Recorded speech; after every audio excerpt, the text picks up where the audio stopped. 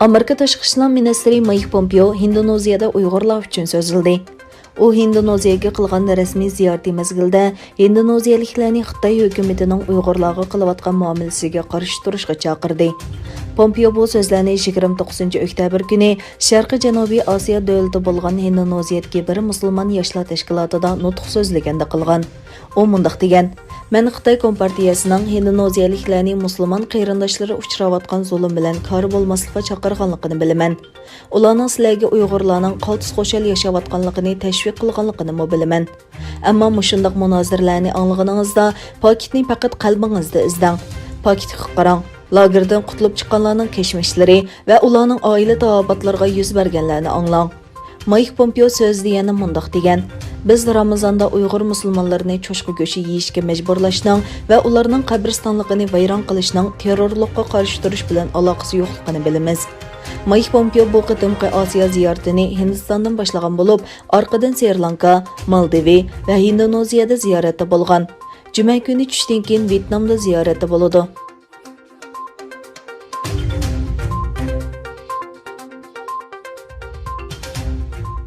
Amerikaning Birlashgan Davlatlar Tashkilotida turishliq muavin vakili Kelli Kori, Birlashgan Davlatlar Tashkiloti Xitoyning Sharqi Turkistondagi Uyg'urlarga qaratilgan kishilik huquq dafsandichiligini tekshirish uchun yetarli ish qilmadi dedi. Kori muxbirlarga qilgan so'zida tutib turish o'rinlaridagi ayollarning majburiy tug'ut cheklash, oila ziyorati va jinsiy parokandachilik qatorliqlarga duch kelayotganligini tilga oldi. U yana Birlashgan Davlatlar Tashkilotining ayollar komitetida Amerikaning vakili bo'lib xizmat qilayotganligini ta'kidlab mundaq dedi.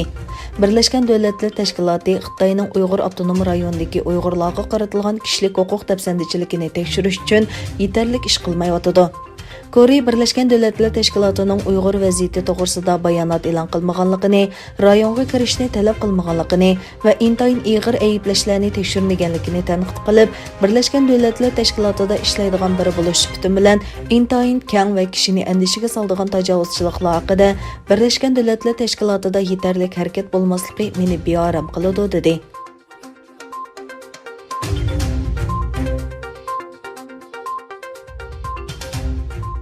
Amerika hukumati Amerika zamonida turib Xitoy kompartiyasi uchun xizmat qilayotgan organlarni bekitib chiqishni va buningga chetilgan shaxslarga tadbir qo'llanishni davomlashtirmoqda.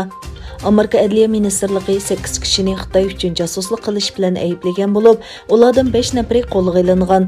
28 oktyabr kuni Amerikada 5 nafar Xitoy josusi qo'lga olingan.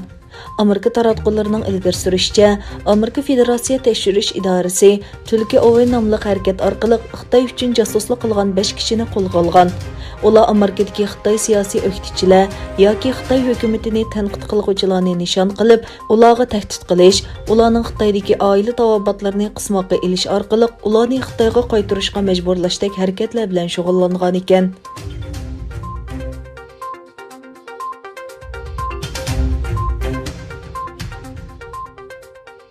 Amerika hukumati Eron, Xitoy va Singapurdagi Eronning neft ximiyalik mahsulotlarini sotib olgan 8 shirkatni embargo tizimiga kirgizdi. Amerika Moliya ministrligi e'lon qilgan yozma bayonotda chet el mulkini qo'g'dash ishxonasining 1-oydagi jazo tizimligiga kirgizilgan trillion neft ximiya sanoati shirkati orqali Eronning neft ximiyalik mahsulotlarini sotishga qatnashgan 8 shirkatga jazo yurgizilganligi bildirildi. Bayonotda ko'rsatilishicha, tilga ilingan shirkatlar Eron, Xitoy va Singapurni asos qilgan bo'lib, Eronning neft ximiya sanoati davomli turda hokimiyatning O'rta Sharq va Venezueladagi chirik hokimiyat bilan terrorlik guruhlarini mablag' bilan ta'minlaydigan muhim kirim manbasi bo'lib qolgan. Amerika Moliya ministri Steven Mnuchin bu masalaga bergan bahosida Eron hokimiyatining neft ximiya sanoati uchun dunyoviy tashkilotlar to'ridan naf ilayotganligini o'tirg'a qo'ygan.